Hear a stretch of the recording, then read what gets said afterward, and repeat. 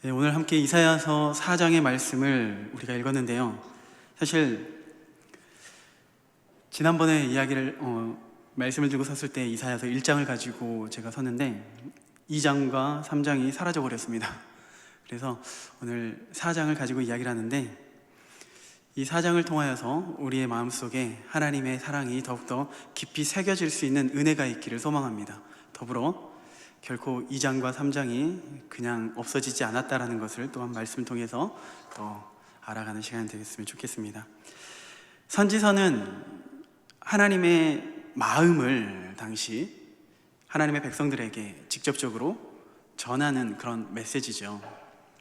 그런데 보통 그 하나님의 말씀이 선포되어지는 것을 실상 많은 사람들이 좀 꺼려했던 것 같습니다.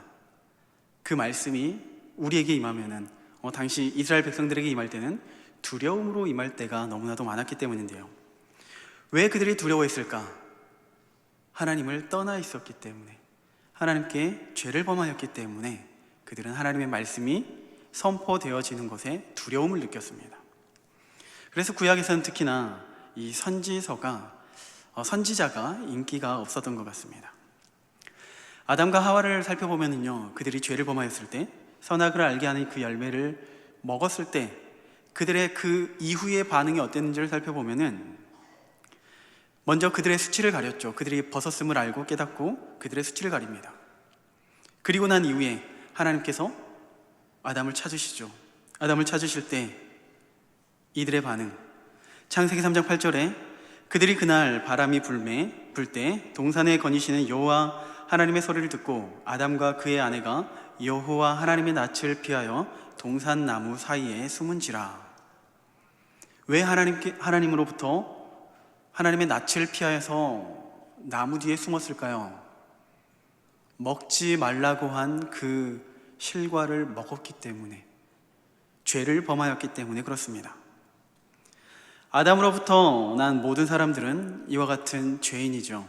그렇기 때문에 하나님의 말씀이, 하나님 존재 자체가 두려울 수밖에 없습니다. 개인적으로 어렸을 때 저를 생각해 보면요, 저는 경찰차를 좀 싫어했습니다. 경찰차를 보면은 왠지 저를 잡아갈 것만 같은 그런 두려움이 있었는데요.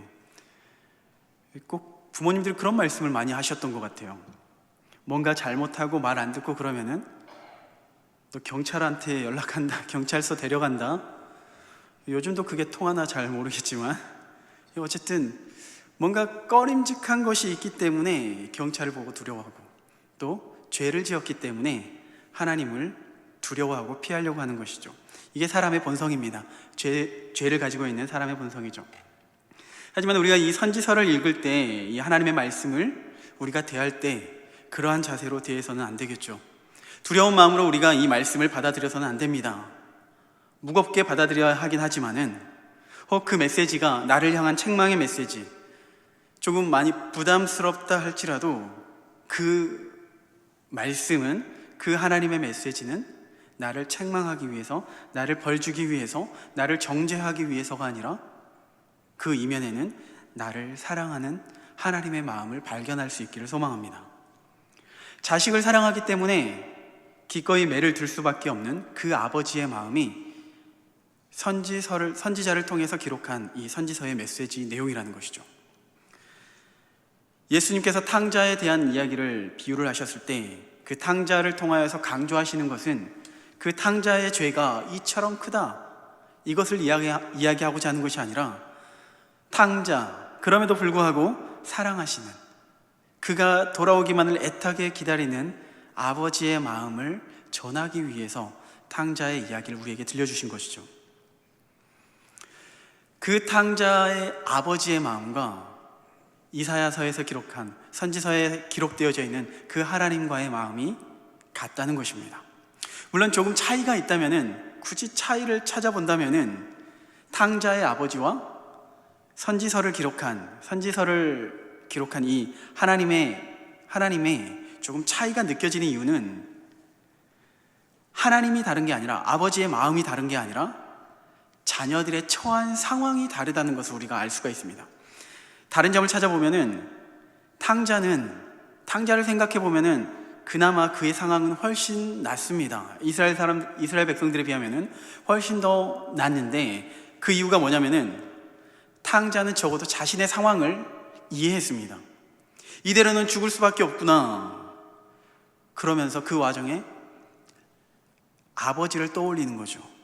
내가 아버지 품에 있었다면은 굶어 죽지는 않았을 텐데, 비록 지금 나의 죄는 너무나도 크지만, 용서받지 못할 죄, 그 정도로 크지만 우리 아버지를 생각해 보면은 나의 아버지는 충분히 나를 용서하시고 적어도 나를 종의 한 사람으로 여기면서 나에게 먹을 것을 줄 텐데, 이대로 죽진 않을 텐데, 아버지의 마음을 알고서, 아버지를 알고서 그가 무거운 발걸음을 이끌고 아버지 품으로 돌아갈 수가 있었던 겁니다. 하지만 현실에서는요, 그 누구도 하나님께로 나아갈 수 없습니다. 로마서 3장을 우리가 보게 되면은 10절에서 12절 말씀, 우리 한 목소리를 읽겠습니다. 기록된 바 의인은 없나니 하나도 없으며 깨닫는 자도 없고 하나님을 찾는 자도 없고 다 치우쳐 함께 무익하게 되고 선을 행하는 자는 없나니 하나도 없도다. 무슨 말이냐면요, 이렇게 탕자와 같이 스스로 죄를 깨닫고 하나님께로 돌아올 사람은 없다고 기록된 것입니다. 지금 이스라엘 백성들이 이러한 상황에 놓여 있다는 겁니다. 스스로 죄인임을 깨닫지 못하고요, 나는 오히려 의인이다, 나는 하나님께 택함을 받은 백성이다, 지금 내가 이렇게 드리고 있는 이 예배, 나의 이 종교생활, 이 헌금생활, 이 모든 것들이 내가 하나님의 은혜가 있기 때문에 내가 하나님께 이렇게 드리고 있지 않는가. 그들은 스스로를 속이고 하나님께서 자신을 통해서 기뻐하신다라고 생각했던 것이죠. 또 그들의 또 경제력을 살펴보면은 그 어느 때보다 풍족한 때, 물질이 풍족하고 이방 나라들로부터 조공을 받는 그러한 상황은 이것이 하나님께서 우리와 함께 하신다는 증거 아닌가, 하나님께서 우리에게 주신 복이 아닌가, 이렇게 생각을 했던 것이죠. 하지만 우리의 신앙생활에서도 마찬가지지만, 우리의 신앙생활 가운데서 가장 위험한 순간, 가장 조심해야 할 순간이 있다면은 그때는 내 삶에 여유가 있을 때입니다. 하는 일이 잘 되고 만사에 부족함이 없고 생각하는 것 그대로 다 되어질 때, 그때가 가장 위험한 순간이라는 것이죠. 가나안 전쟁 당시 이스라엘 백성들이 여리고성을 무찌르고 아이성 앞에 섰을 때 그 아이성 앞에서 무너졌습니다. 실패를 경험했습니다. 다윗이 밧세바를 간음했던 그때를 생각해보면, 또 이사야서에서도 등장하지만 히스기야 왕이 자신의 국고를 열어서 바벨론의 사신들에게 전부 보여줬습니다. 자신의 공로를 치켜 세우는 그런 교만을 행하는 것이죠. 그런데 그들이 행했던 그들이 넘어지는 그 순간이 언제였냐면은 하나님의 은혜가 너무나도 넘쳐났던, 실제 나의 삶 속에서 그 은혜가 넘쳐났기 때문에 오히려 그들은 넘어지게 된 것입니다. 난공불락의 성이었던 여리고성을 무찌르고 난 이후, 이 하나님께서 우리와 함께 하시기 때문에 우리는 두려움이 없다, 거칠 것이 없다.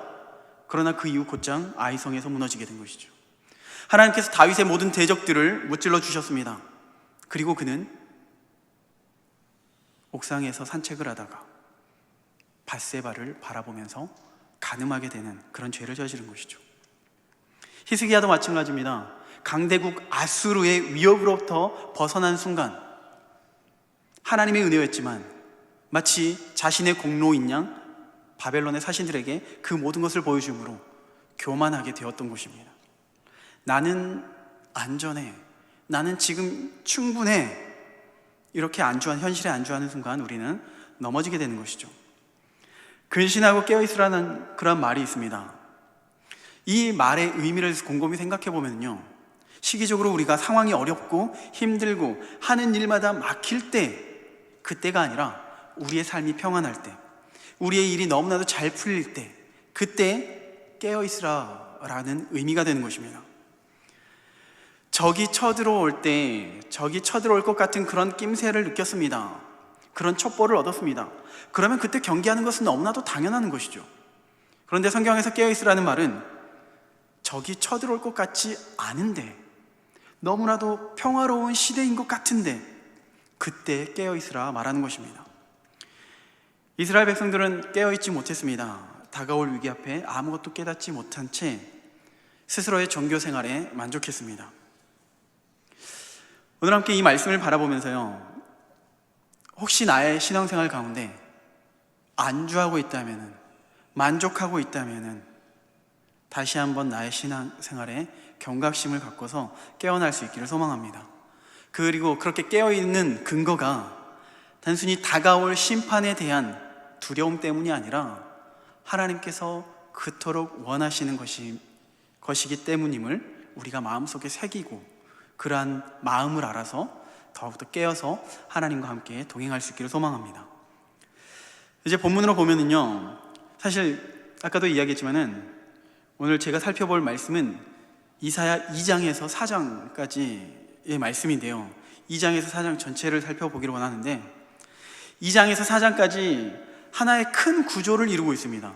먼저 2장 2절에서 4절까지 내용과, 그리고 오늘 우리가 읽었던 4장 2절에서 6절의 내용이 굉장히 비슷한 내용을 다루고 있는데요, 그렇게 이야기를 하면서 무엇을 강조하고 있는지를 살펴보면은, 먼저 2장 2절에서 4절 말씀을 함께 읽겠습니다. 2장 2절에서 4절 함께 읽습니다. 말일에 여호와의 전에 산이 모든 산 꼭대기에 굳게 설 것이요 모든 작은 산 위에 뛰어나리니 만방이 그리로 모여들 것이라. 많은 백성이 가며 이르기를 오라 우리가 여호와의 산에 오르며 야곱의 하나님의 전에 이르자. 그가 그의 길을 우리에게 가르칠 것이라. 우리가 그 길로 행하리라 하리니 이는 율법이 시온에서부터 나올 것이요 여호와의 말씀이 예루살렘부터 나올 것임이니라. 그가 열방 사이에 판단하시며 많은 백성을 판결하시리니 무리가 그들의 칼을 쳐서 보습을 만들고 그들의 창을 쳐서 낫을 만들 것이며 이 나라와 저 나라가 다시는 칼을 들고 서로 치지 아니하며 다시는 전쟁을 연습하지 아니하리라. 자, 우리가 이렇게 길게 2절부터 4절까지 읽었는데요, 이 2절에서 4절의 내용, 우리가 복음성가라도 많이 부르죠. 오라 우리가 여호와의 산에 오르자. 정리하면 이렇습니다. 우리가 여호와의 산에 오르자. 그렇게 하면은 세상의 많은 백성들이 우리의 모습을 살펴보면서, 우리의 모습을 바라보면서 그들도 함께 여호와의 산에 오르게 될 것이다. 이러한 메시지입니다. 그리고 4절에서 보면은 칼을 쳐서 보습을 만들고 창을 쳐서 낫을 만들고 나라 사이의 전쟁이 그치게 된다는 것인데요, 과거 우리 일제 강점기 때 일본군이 우리나라를 발판 삼아서 계속해서 전쟁을 치렀죠. 그때 많은 젊은이들이 전쟁터에 무고하게 끌려갔습니다. 그런가 하면 사람만 끌려간 것이 아니라 이 일본군들이 각 가정들마다 들려서 가정에 있는 쇠붙이는 전부 빼앗아 갔습니다. 왜 그것들을 빼앗아 갔을까요? 전쟁에 필요한 도구를 만들기 위해서요. 음식을 만들어 먹어야 할 조리기구가 전쟁의 도구가 되었습니다. 농사일에 쓰여야 할 농기구들이 전쟁의 도구로 전락해버렸습니다. 그런데 2장 4절의 내용은 오히려 전쟁의 무기였던 칼과 창을 오히려 농기구로 만든다는 표현인 것입니다. 이 말의 의미는 결국에는 전쟁이 없는 곳, 천국을 의미하는 것이죠. 하나님께서 통치하시는 그곳이 바로 천국인 줄로 믿습니다.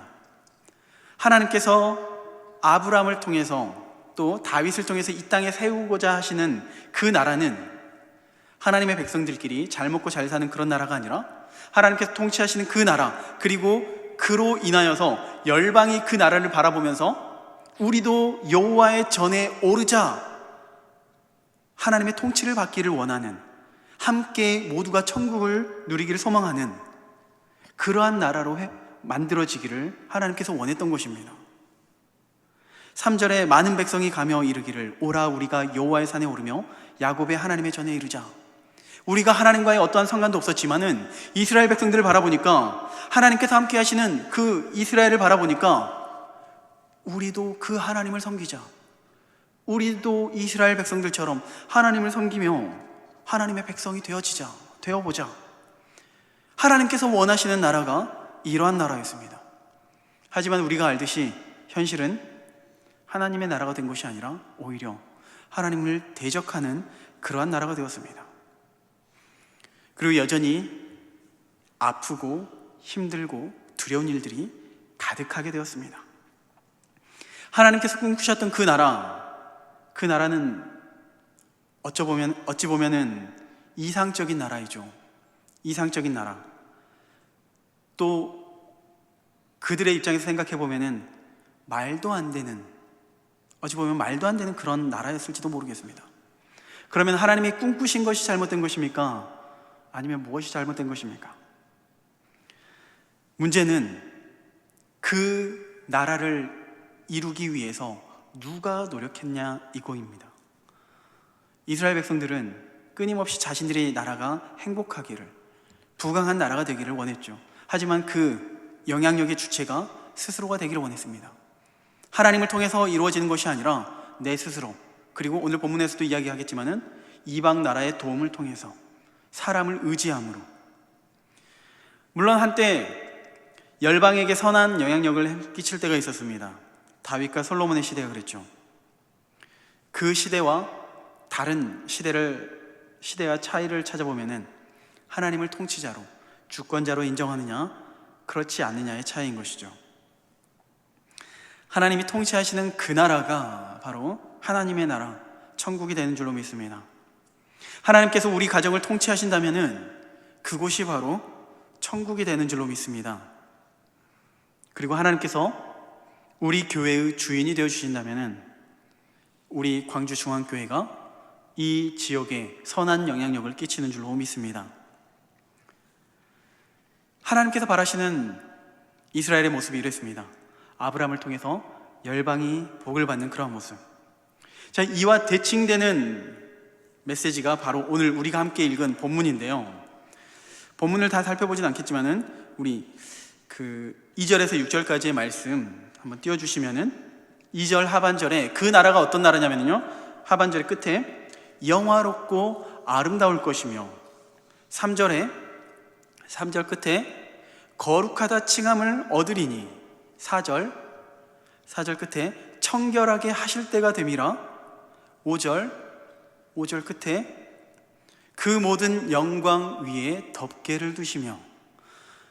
영광 위에 덮개를 두신다라는 이 표현은요, 영광이 있는데요, 그 영광스러운 무언가가 있는데 그 위에 더 영광스러움을 더하는 형태가 바로 영광 위에 덮개를 둔다는 표현입니다.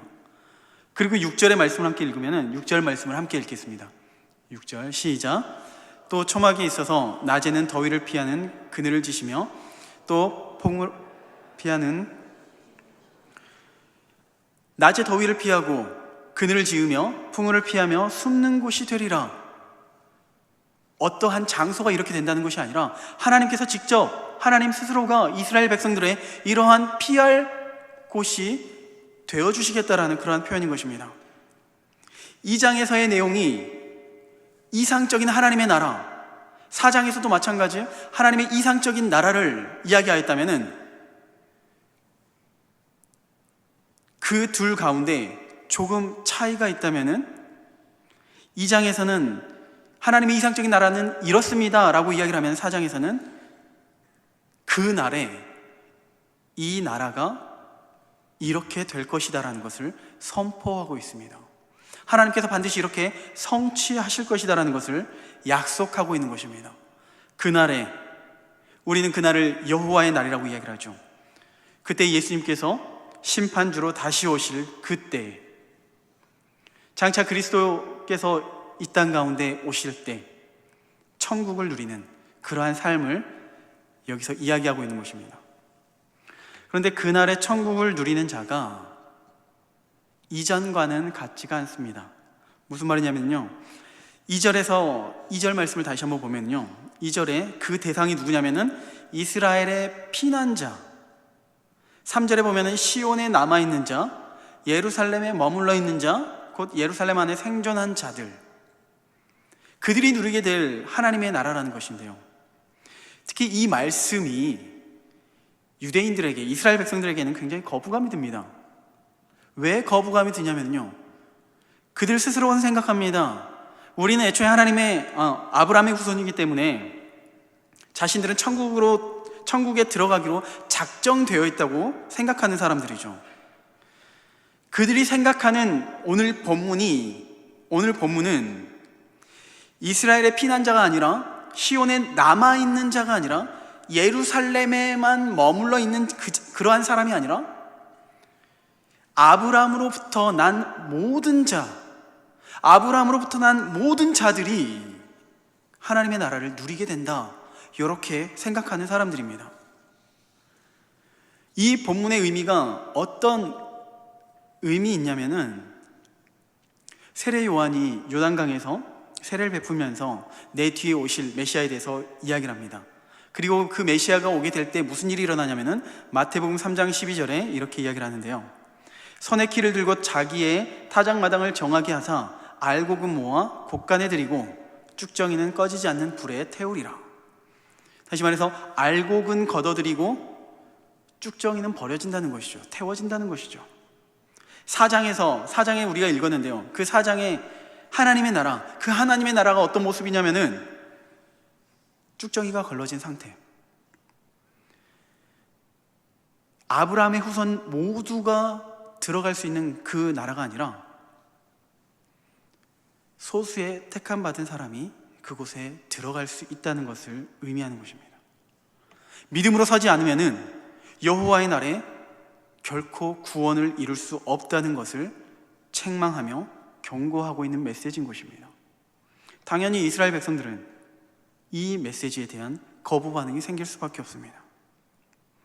하나님께서는 그들에게 좀 걸리는 이 말씀, 그들에겐 충격적인 메시지죠. 충격적인 말씀을 통하여서 이스라엘 백성들이 깨닫기를 원하십니다. 너희가 지금 저지르고 있는 상황, 저지르고 있는 이 죄가 얼마나 큰 죄인가. 그리고 그렇게 살아가다 보면은 종국에는 이렇게 소수의 택함 받은 사람만 구원을 얻게 된다는 것을 경고하는 것입니다. 하나님께서 이 이스라엘 백성들을 향하여서 이 충격적인 메시지를 던지면서 그들에게 깨닫기를 원하는데, 2장 6절에서 9절 말씀을 보면은 주께서 주의 백성 야곱 족속을 버리셨다라고 선포를 합니다. 그들에게 동방풍속이 가득하며 그들이 블레셋 사람들 같이 점을 치며 이방인과 더불어 손을 잡아 언약하였음이라. 그 땅에는 은금이 가득하고 보화가 무한하며 그 땅에는 마필이 가득하고 병거가 무수하며 그 땅에는 우상도 가득하므로 그들이 자기 손으로 짓고 자기 손가락으로 만든 것을 경배하며 천한 자도 절하며 귀한 자도 굴복하니 그들을 용서하지 마옵소서. 자, 하나님께서 야곱 족속을 버리셨다라고 이야기를 하는데, 그 버린 근거가 뭐냐면은 이스라엘의 우상 숭배 때문에 그렇습니다. 이스라엘 백성들에게 있어서, 이스라엘의 역사에 있어서 이 우상 숭배는 끊이지 않고 저지르는 그러한 범죄입니다. 그들은 이방인들과 손을 잡고 그들의 문화가 곧 우상 숭배를 하는 문화이죠. 그리고 그 문화와 함께 그들과 교섭하면서 7절에 보니까 그 땅에는 은금이 많고 은금이 가득하여서 보화가 무한하니 그들과 손을 잡으면은 우리가 부유할 거라고 생각합니다. 또 마필이 가득하고 병거가 무수하니까 그들과 함께하면, 그들의 문화를 우리가 받아들이면은, 우리가 우상을 섬기면은 그들처럼 힘이 생겨날 거라고 생각하는 것입니다. 많은 그리스도인들이 오해하는 부분 중에 하나가, 나는 부처에게 절하지 않기 때문에, 나는 황금소를 만들어서 그것에 절하지 않기 때문에 나는 우상을 섬기지 않습니다. 우상 숭배하지 않습니다. 우상 숭배로부터 자유합니다. 점을 치지 않기 때문에, 오늘의 운세를 보지 않기 때문에 나와는 별개의 이야기입니다. 이스라엘이 저지르고 있는 이 심각한 우상 숭배의 죄가 나와는 별개의 문제입니다 라고 이야기를 하죠. 물론 우리 중에 누구도 절에 가서 부처에게 절하진 않을 것입니다. 또 교회를 출석하면서 주머니 안쪽에는 부적을 갖춘다거나 그럴 사람은 없겠죠. 그러면 우리가 정말 우상 숭배로부터 모두가 자유로울까요? 성경에서 말하는 우상 숭배는요, 성경 시대로 끝난 것이 아닙니다. 절대 아닙니다. 여전히 우리가 살고 있는 이 시대, 이곳에서도 우상의 문화가 가득하고 있습니다. 그러면은 교회 밖에서만 우상이 가득할까요? 이스라엘의 문화를 살펴보면은, 이스라엘의 지금 현재 모습을 살펴보면은 여전히 그들은 하나님께 절을 하고 하나님을 섬기며 하나님께 좋은 황금소를 바쳐가면서 제사를 드리고 있었습니다. 그러나 그들은 더불어 우상을 숭배하고 있었습니다. 다시 말해서 교회 안에도 우상의 문화는 가득하다라는 것을 이야기하는 것이죠. 우리가 일반적으로 이해하는 우상은요, 이렇습니다. 크게 두 가지로 이해를 하는데, 먼저 자신이나 자녀들을 하나님보다 더 사랑하는 것, 그것이 우상 숭배라고 생각합니다. 우상 숭배 맞죠? 또 다른 하나는 성경에서의 이야기처럼 돌이나 나무를 형상으로 만들어서 그것에게 절하는 물리적인 우상 숭배를 이야기하는데, 그런데 우상 숭배의 범주는 실제적으로 이보다 훨씬 더 넓습니다. 무엇이 우상 숭배냐면요, 하나님이 계신 그곳에, 하나님이 계시는 그 자리에 다른 어떤 곳을 올려놓는 태도나 행위를 우상 숭배라고 말을 합니다. 그리고 대부분의 경우는 이 우상 숭배가 어떠한 모습으로 드러나냐면은, 그 하나님의 자리에 누가 올라가냐면은 부처가 올라가나요? 조상신이 올라가나요? 부처를 통해서 내가 올라가고요, 조상신을 통해서 나 자신이 올라갑니다. 우상 숭배의 근본에는요, 나 자신이 있습니다. 출애굽기 20장에 10계명이 기록되어져 있는데요, 그 10계명 중에 우상을 섬기지 말라고 이야기를 하죠. 그런데 그 메시지를 자세히 보면은, 먼저 말씀을 함께 보겠습니다. 출애굽기 20장 4절 말씀,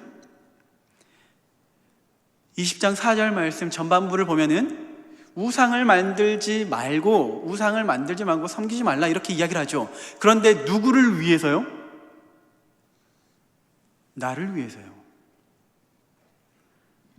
우상은 나 자신을 위해서 만들어 놓는 것입니다. 마치 그 모습이 돌아가신 우리 부모님을 위한 것 같아요. 돌아가신 나의 선조를 위한 것 같아요. 아니요, 선조를 통해서 내가 좀 어떻게 잘 살아보고자, 결국엔 내가 높아지고자 하는, 하나님을 치워버리고 내가 그 자리에 올라가고자 하는, 그것이 바로 우상 숭배인 것입니다. 출애굽기 32장에 이스라엘 백성들이 그 금송아지를 만든 사건이 있죠. 아론이 금송아지를 만들었는데, 그 배경을 살펴보면은, 그 말씀을 살펴보면은 4절 말씀, 먼저 출애굽기 32장 4절 5절 말씀, 4절의 하반절을 보면은, 이스라엘아, 이는 너희를 애굽 땅에서 인도하여 낸 너희의 신이로다. 또 5절 말씀 보면은, 5절 하반절을 보면은, 내일은 여호와의 절일이니라. 자, 4절 5절 말씀을 살펴보면은, 그곳에서 금송아지만 빼버리면요, 금송아지만 제해버리면은 하나님을 경배하고 하나님을 섬기는 것, 그것과 전혀 다를 바가 없습니다. 그런데 현실은 우상을 숭배했다는 것이죠. 마치 하나님을 위한 것 같지만 결국엔 나를 위한 것이 되어버립니다. 인간의 모든 영역이 이렇습니다. 모든 영역에서 나를 위하는 그 어떤 것이라 할지라도 그것이 우상 숭배가 되어져 버립니다. 절에 가서 절을 하는 것만이 아니라 하나님보다 돈을 더 사랑하고 자녀를 더 사랑하는 것, 그것만 우상이 아니라 우리가 호흡하면서, 밥을 먹으면서, 물을 마시면서, 친구들과 교제를 하면서 만나는 것까지도, 그 모든 것들이 나 자신을 위하는 것이라면은 그게 바로 우상 숭배가 될 수 있다는 것입니다. 하나님께서 인간을 창조하신 목적은 바로 하나님께 영광 돌리기 위함인데요. 이사야 43장 21절 말씀, 우리 한 목소리를 읽겠습니다. 시작. 이 백성은 내가 나를 위하여 지었나니 나를 찬송하게 하려 함이니라. 인간의 제일 되는 목적이 바로 이것입니다. 하나님을 영화롭게 하는 것, 하나님을 높여드리는 것. 그런데 언제 우리가 높여드리냐면은 교회를 다닐 때만, 예배를 드릴 때만, 그리고 그 외의 삶은 내가 주인이 되어버리는 이런 이중적인 모습이 나타나는 것이죠. 그 모든 것들이 바로 우상 숭배라고 이야기를 하는 것입니다. 우리는 이 우상 숭배의 문제, 천국 가는 그 순간까지 결코 자유로울 수가 없습니다. 특히 이스라엘의 그 역사를, 이 성경에 기록된 역사를 살펴보면은 끊임없이 우상과 관련이 있다는 것을 우리가 기억한다면은 이 우상의 문제를 절대 쉽게 생각해서는 안 될 것입니다. 하나님께서 이 우상을 어떻게 생각하고 있냐면요, 2장 하반절에 보면은 이제 그 우상에 대해서 이야기를 하지만은 특히 2장 18절에 우상은 온전히 없어질 것이다. 하나님께서는 우상을 대적하시면서 우상은 온전히 없어질 것이다 라고 이야기를 합니다. 마치 그런데 이 표현은 온전히 없어질 것이다, 이 선지자의 메시지를 통해서 우리가 바라보면은 조금 하나님께서 우상을 싫어하는가 보다, 그냥 이렇게만 느껴지는데요. 또 다른 선지자가 이 우상에 대한 하나님의 마음을 기록했는데, 스가랴 13장 2절 말씀을 함께 보겠습니다. 스가랴 13장 2절 말씀 함께 읽습니다. 만군의 여호와가 말하노라. 그날에 내가 우상의 이름을 이 땅에서 끊어서 기억도 되지 못하게 할 것이며 거짓 선지자와 더러운 귀신을 이 땅에서 떠나게 할 것이니라. 우리는 조금 유하게 이 말씀을 읽었지만 하나님의 진노하심이 느껴지는 대목입니다. 하나님이 얼마나 싫어하는지, 얼마나 분노하는지 우리는 이 우상에 대해서, 우상 숭배에 대해서 늘 경각심을 가지고 깨어 있어야 될 것입니다. 하나님 자리에 내가 올라서지 않기를 간절히 소망합니다. 어쨌든 이러한 인간의 연약한 모습을 바라보시면서 하나님은 이렇게 이야기를 하는데요. 2장 22절에 너희는 인생을 의지하지 말라. 그의 호흡은 코에 있나니 새말 가치가 어디 있느냐. 우상이 무의미하다는 것을 너무나도 잘 알고 있죠. 그런데 인간은 연약하기 때문에 또다시 인생을 의지하고 사람을 의지하고 물질을 의지하고 하나님의 자리에서 우리가 빼앗아 버리기도 하는 것입니다. 우상이 아닌 하나님만 바라보면서 하나님을 경배할 수 있기를 소망합니다. 자, 이스라엘 백성들에 대한 진단을 하였습니다. 우상을 섬기는 그들의 모습, 그들이 얼마나 죄악 가운데 있는지 진단을 했다면 이제 처방이 필요하겠죠. 바로 그 처방의 내용이 3장의 내용입니다. 이 3장의 내용이 앞서 탕자의 아버지의 모습과 사뭇 다른 내용인데요. 탕자의 아버지는 그가 돌아올 때까지 정말 사랑의 마음으로, 애틋한 마음으로 기다렸다면 3장의 모습은 자기 백성을 위해서, 자기 자녀를 위해서 강압적으로, 강권적으로 역사하는 모습을 보입니다. 우리 3장 1절에서 3절까지만 함께 읽겠습니다. 1절에서 3절 함께 읽습니다. 보라, 주 만군의 여호와께서 예루살렘과 유다가 의뢰하며 의지하는 것을 제하여 버리시되 곧 그가 의지하는 모든 양식과 그가 의지하는 모든 물과 용사와 전사와 재판관과 선지자와 복술자와 장로와 오십부장과 귀인과 모사와 정교한 장인과 능란한 요술자를 그리하실 것이며. 자, 3장 전체에 걸쳐서 이스라엘이 의지하고 있는 것, 그 의지하고 있는 것을 제거해 버리시겠다라는 의미입니다.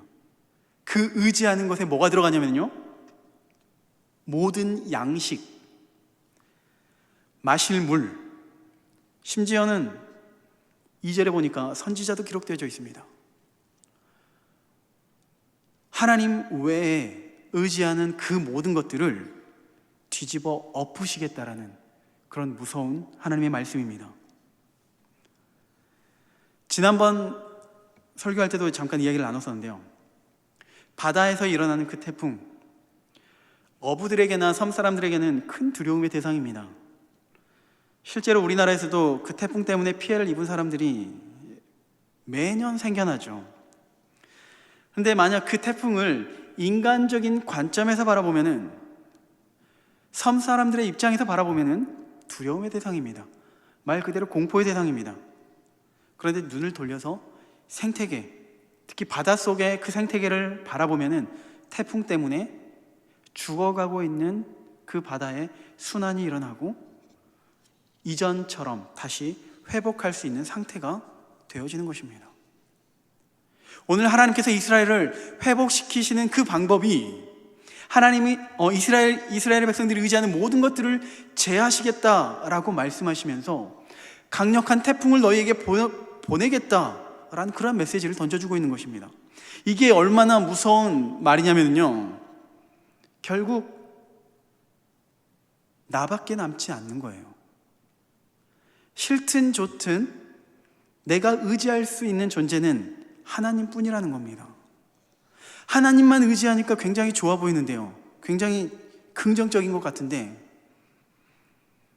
실제 다른 어떤 것도 의지할 수 없는 그런 상황에 처해 보면요, 마치 벼랑 끝에 서 있어서 이제는 정말 내가 할 수 있는 것이 아무것도 없다라고 느끼는 그 순간 우리의 인생이 얼마나 비참한지 모르겠습니다. 그런데 하나님께서 그렇게 벼랑 끝으로 내몰아 가시겠다는 겁니다. 이 일들이 역사적으로 어떻게 일어나냐면은 북이스라엘은 아수르에 의해서 멸망을 당합니다. 남유다는 바벨론에 의해서 포로로 끌려가고 그때 성취가 되어지는 것이죠. 포로로 끌려가는 이스라엘 백성들, 먹을 양식이 있지만은 그 양식이 더 이상 나의 양식이 아닙니다. 마실 물, 내가 마시고 싶다고 해서 그 물을 마실 수 있는 게 아니죠.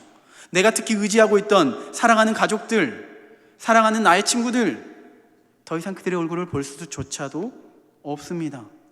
더 이상 의지할 수 없는 상태를 만드시겠다는 것이 하나님의 강력한 경고의 메시지입니다. 마치 그 모습이 8절에서 예루살렘이 멸망하고 유다가 엎드러지는 것과 같다고 표현하는 것입니다.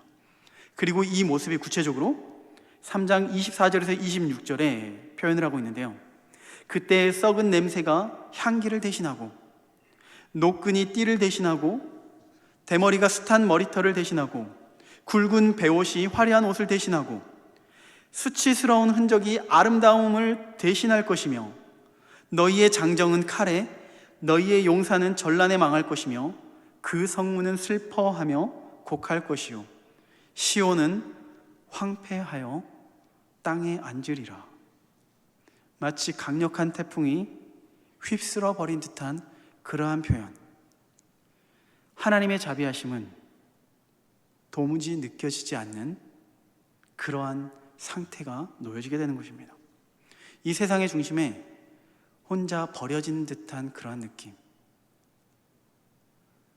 어쩌면 이러한 과정 가운데 큰 아픔을 누군가는 겪어보지 않았을까 생각해 봅니다.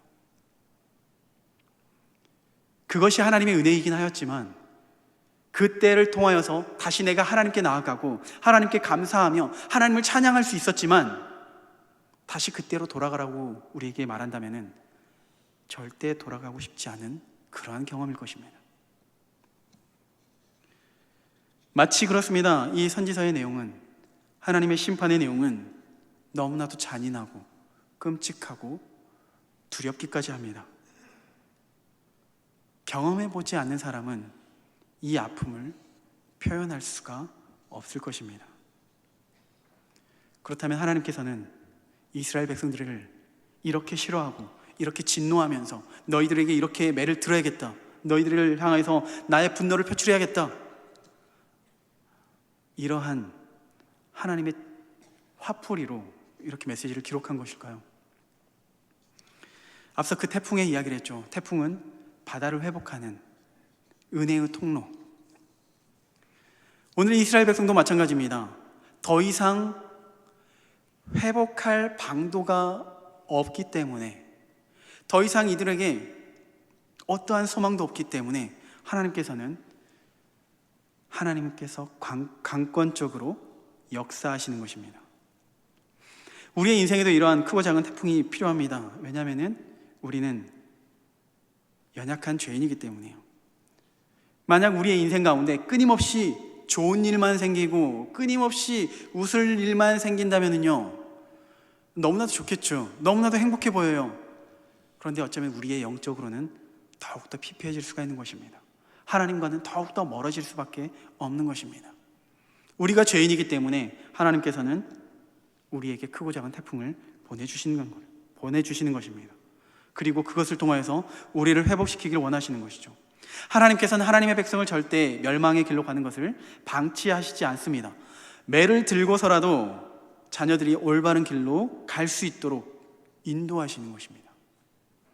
그 하나님의 사랑을 깨달을 수 있기를 소망한대요. 그런데 설교를 준비하면서 그런 생각을 했습니다.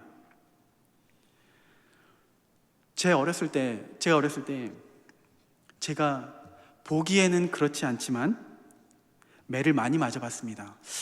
작년에도 이런 비슷한 말을 했던 것 같은데 보기에는 그렇지 않지만 손을 많이 들어본 적이 있고 벌을 많이 받아봤고 또 매를 많이 맞아본 적이 있는데, 매를 맞는 그 순간에는요, 아무리 부모님이 나를 먹을 걸 많이 주고 뭐 사랑의 표현을 많이 해도 매를 맞는 그 순간만큼은요, 나는 주워온 자식이구나 그렇게 생각할 때가 많이 있습니다. 그리고 더 분노가 치밀어 오르는 게 뭐냐면요, 그 회초리, 그 매에 뭐라고 적혀 있는지 아시나요? 많이 맞아봤기 때문에 사랑의 매라고 적혀 있어요. 도무지 사랑이 느껴지지 않는데요. 정말 부모님을 원망하고 저주하면서까지 그 상황을 피하고 모면하고 싶은데, 부모님은 사랑이라는 이름으로 매를 드십니다. 당시에는 깨닫지 못했죠. 그게 저를 위한 것이라는 것을. 성숙할수록, 나이가 들어서 이제 조금 부모님의 마음을 이해하게 되니까, 그때 매를 드셨던 부모님의 마음은 어땠을까? 그 마음이 비로소 느껴지는 것이죠. 오늘 선지서의 내용이 그렇습니다. 이 심판의 메시지를 보면은 도무지 하나님의 사랑이 느껴지지 않습니다. 그리고 혹 이러한 과정 가운데 놓여 있는 누군가가 있다면요, 도무지 하나님의 사랑이 느껴지지 않습니다. 하나님은 나를 버리셨구나. 하나님은 나를 포기하셨구나. 어쩌면 하나님은 사랑의 하나님이 아니구나. 아니면 하나님은 안 계시군구나. 이렇게 상처받고 낙심할 수도 있는 그런 사람이 계신 줄도 모르겠습니다. 하지만 인간적인 눈으로 바라보면은 무서운 아버지지만 그 뒤편에는 나를 한없이 사랑하시는 인자하신 그 하나님 아버지의 마음을 발견할 수 있기를 소망합니다. 당장에는 그 하나님의 사랑이 드러나진 않지만은 그 근본 마음은 사랑이라는 것을 깨달을 수 있기를 소망합니다. 그 숨겨진 사랑의 표현이 오늘 본문에서 이야기하는 여호와의 싹으로 등장합니다. 여호와의 싹. 오늘 본문 2절 말씀을 함께 읽겠습니다. 2절 말씀 함께 읽습니다. 그날에 여호와의 싹이 아름답고 영화로울 것이요, 그 땅의 소산은 이스라엘의 피난자를 위하여 영화롭고 아름다울 것이며. 여기서 여호와의 싹은 하반절에 등장하는 그 땅의 소산, 여호와의 싹과 소산과 연결되어지는데, 일단 먼저 그 땅이 어떤 땅인지를 우리가 알아야겠죠. 그 땅, 3장 26절에 뭐라고 기록되어 있냐면은 황폐한 땅이라고 이야기를 합니다. 황폐한 땅이면 그 땅에서 어떻게 싹이 새롭게 날 수가 있습니까? 그 황폐한 땅이 어떻게 아름답고 영화로운 싹을 낼 수가 있을까요? 어떻게 소산을 낼 수가 있을까요? 우리가 보기에는요, 그 땅은 쓸모없는 땅입니다. 버려진 땅입니다. 소망이 없는 땅입니다. 그 어떤 것도 살 수 없는, 미래가 없는 그러한 땅. 그런데 그곳에서 하나님께서 여호와의 싹을 준비하십니다.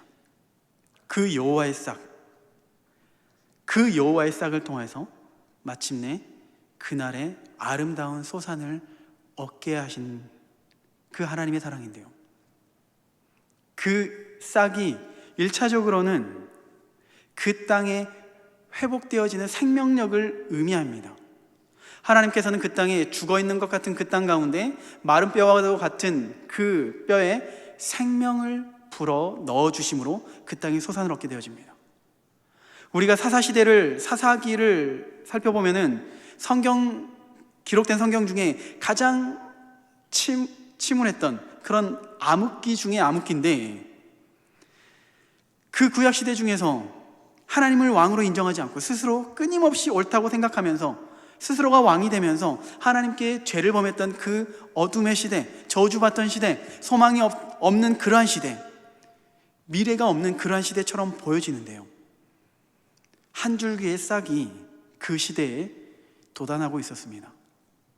그 한 줄기의 싹이 뭐냐면은 모압 여인을 통하여서, 모압 여인인 룻을 통하여서, 그리고 보아스를 통하여서 장차 태어나게 될 이새의 아들 다윗의 시대를 하나님께서 준비하고 계신다는 것입니다.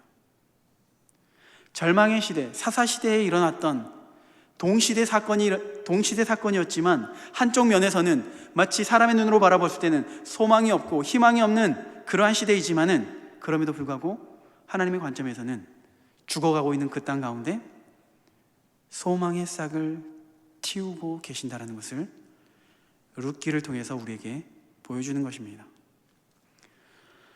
오늘 본문에서의 그 여호와의 싹은 황폐한 시대, 어쩌면 황폐한 우리의 마음 가운데, 우리의 상황 가운데 하나님께서 보여주신 생명이고 소망이고 사랑인 것입니다. 겨울이 지나고 이제 겨울이죠. 봄이 되면은 우리 주위에는 새로운 싹들이 많이 트게 됩니다. 그런데 그 싹이 우리 눈에는 잘 보이지 않습니다. 왜냐하면 주위를 바라보면은 우리 눈에 들어오는 것은 썩어지고 있는 그 낙엽, 더 이상 생명이 보이지 않는, 생명이 없는 것처럼 여겨지는 그러한 환경 때문에 그 싹이 보이지 않습니다. 또 어쩌면 땅 속에 숨겨져 있기 때문에 우리 눈에 보이질 않는 것이죠. 어쩌면 또 보이지 않는 이유가 또 있을 것입니다. 우리가 그 싹에 대해서 관심이 없기 때문에. 오늘 우리 이사야 선지자를 통해서, 이사야의 말씀을 통해서 우리가 갖추어야 할, 가지고 있어야 할 그 마음이 있다면은 그 여호와의 싹을 바라볼 수 있는 믿음의 눈이 우리의 있기를 소망합니다. 상황과 환경 때문에, 그리고 나의 처한 상황 때문에, 지금 내 앞에 있는 문제 때문에 낙심하고 주저앉고 절망하는 것이 아니라, 하나님께서는 하나님의 백성을 위해서 그 싹을 지금도 자라나게 하신다는 것을 우리가 기억해야 되는 것입니다. 그리고 그 보잘것없는 싹이지만 그 싹이 열매를 맺게 될 때 아름답고 영화로울 것이며, 그 땅이 풍성할 것이며, 남아있는 모든 자들이 거룩하다고 칭함을 받게 되어지는 것입니다. 물론 그 일들이 바로 예수 그리스도를 통해서 우리에게 이루어지는 것이죠. 말씀을 정리합니다. 우리의 상황과 환경 가운데 절망은 절대 우리를 비껴나가지 않습니다. 슬픔과 근심, 어려운 문제들은 끊임없이 우리 옆에, 우리와 함께하고 있습니다. 그런데 그 와중에 여호와의 싹을 바라보며 또 여호와의 싹을 기대할 수 있기를 소망합니다. 그 여호와의 싹 때문에 우리는 비로소 온전하게 승리할 수 있는 것이고, 그 여호와의 싹을 하나님께서 허락하여 주셨기 때문에 우리는 그럼에도 불구하고 하나님께 나아갈 수 있고 하나님을 찬양할 수 있는 것입니다. 나의 어떤 공로가 아니라, 나의 어떤 행함이 아니라 오직 그 하나님의 은혜로 우리 모두가 날마다 승리할 수 있는 그러한 삶을 누릴 수 있기를 소망합니다. 기도하겠습니다. 참 고마우신 하나님 감사를 드립니다.